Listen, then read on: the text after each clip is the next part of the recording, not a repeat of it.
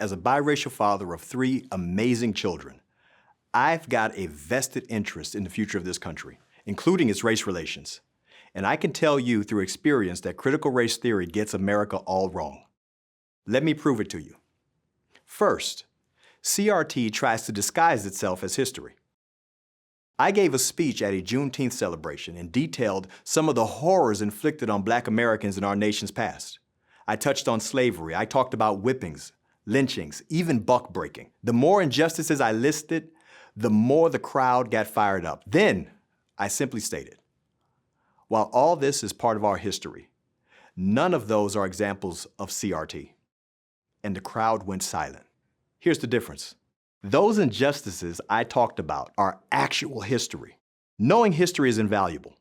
It's how we learn from the struggles of the past and appreciate how far we've come.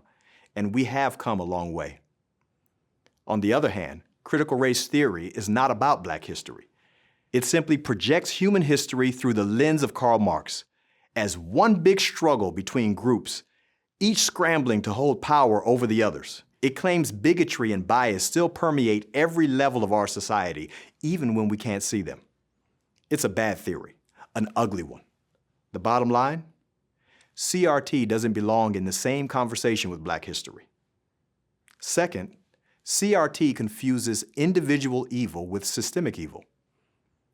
Ask an advocate of CRT for examples of modern systemic racism, and you'll hear some recurring answers, most of them centered on notable instances of police brutality or acts of individual violence.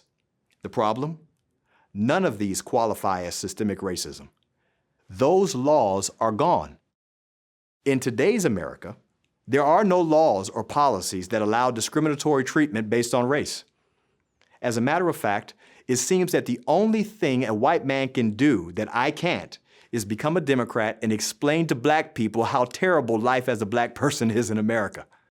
What we're left with is not a system, but individual acts of hatred, outbursts of evil from within the human heart. Those aren't going away anytime soon, at least not until Jesus comes back.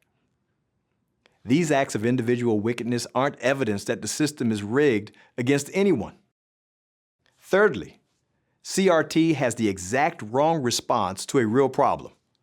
We won the fight for systemic equality in the 1960s when the Civil Rights Act ended segregation once and for all. So if systemic racism isn't what's causing problems for Black Americans today, what is? Let's take a look at some numbers. Today, around 70% of Black children are raised without a father in the home. That number was less than 10% in the 1950s, before the Civil Rights Movement. And the result of this trend has been catastrophic. Study after study has tied fatherless homes to struggles and hardships for children. More than 70% of high school dropouts came from fatherless homes. But it's not just that. Poverty, drug abuse, behavioral disorders, health issues, crime, all have higher rates for children growing up in broken homes than kids in married homes, regardless of your race. But that's no surprise. The nuclear family has always been the building block of society, and fathers are vital to a child becoming healthy and prosperous in their adulthood. Of course, CRT advocates would disagree.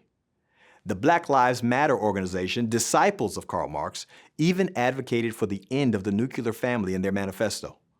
When you think about it, that makes as much sense as a plumber trying to fix a leaky toilet with a sledgehammer.